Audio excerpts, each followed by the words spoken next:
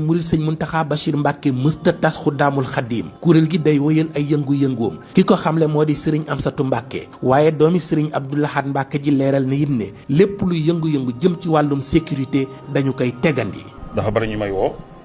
di laaj ak di wax ni sëñ bi dafa tas Xuddaam am na ñu sax revue de presse ci rajo yi dégg naa ko dégg naa itam waxi sëñ bi ma rafetlu ko lool nag ndax sama kilifa la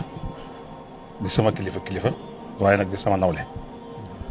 sëñ Muntaxa li wax war na ko wax sañ na ko wax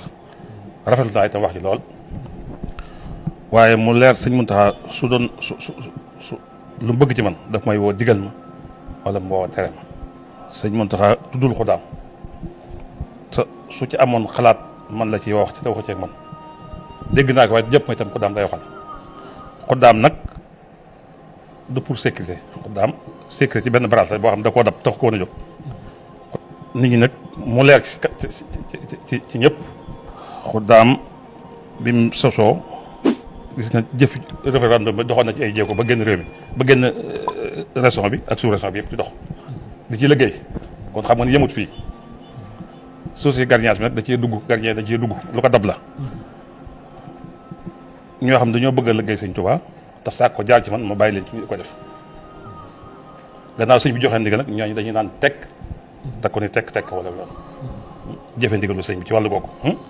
waaye ñu xam ne Xuddaam nekkul lu tas luy continuer la ila axiri daal loolu bëggoon naa mu leer nañ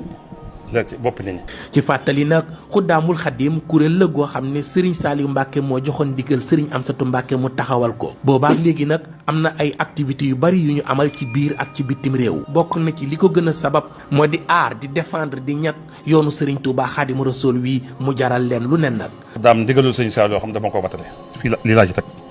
ba nay tukki du tas